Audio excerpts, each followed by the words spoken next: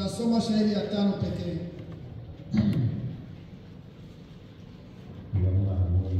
Kama mliwasili hapo, msomaji atusomee. Turasoma mu izina ry'Umwana wacu. Tusome kwa jina la Yesu Kristo.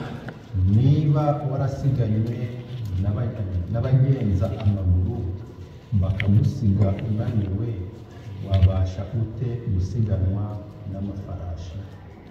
Kandi naho umerewe neza mu gihugu cy'amahoro, Yorodani niyuzura uzabigenza ute?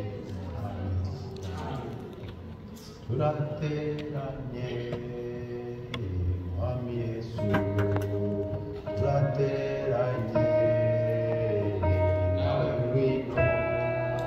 Turateranye Mwami Yesu, turateranye nawe ngwino. N'abahungu bawe Mwami Yesu, barateranye nawe ngwino. Turateranye Mwami Yesu, turateranye nawe ngwino.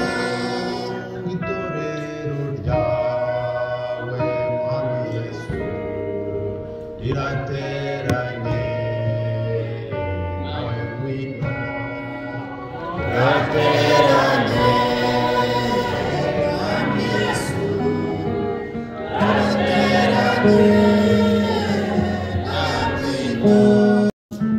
Turamushimye, turamuhimbaje muri uyu mugoroba kubona twongeye kuboneka mu bikarira turi bazima. Izina ryawe amucyuke. Waraturinze iyi minsi yose ishize, twari urubuga rw'intambara, twahuye na byinshi, twakomerekejwe na byinshi. Uwiteka Imana, twaturewe ibizinga. Turakwinginze Data mwiza kwa muri uyu mugoroba wongere ufate icyuhagiro cy'amaraso, uhagire buri wese wageze imbere, maze amafuti yacu ibicumuro byacu bikurweho, maze bitabwe mu nyanja yo kwibagirwa. Utwemere Nyagasani Imana gusenga kwacu kunyuze munsi y'amaraso kugera imbere yawe ukunezeze, maze Data ibitambo byacu bibashe kwemerwa imbere yawe. Ngaho rero turaje emera nawe uze. Uwiteka Imana igira neza, tuje imbere yawe kuguhimbaza. Turakwinginze Data mwiza kugira ngo wakire indirimbo zacu, maze Nyagasani zikubere umubavu uhumura neza. Ufatire iteraniro uri kure mu kirere cy'umubiri, urijyane mu kirere cy'umwuka, uze ari wowe uritangiza kandi ari wowe uheruka. Porogaramu zose zibukorerwa ahantu ziborwe nawe. Icyo twamaganye n'umushyitsi mubi Satani, umutuneshereze wizana Yesu Kristo. Ngaho rero ngwino uganza hagati muri twe, kandi ukomeze kudutegura ibidukwiriye, twambaje wizana Yesu Kristo.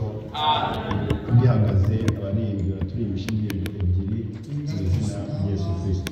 Imbaga tutingisha nyimbo mbili katika jina la Bwana wetu Yesu Kristo. Amen.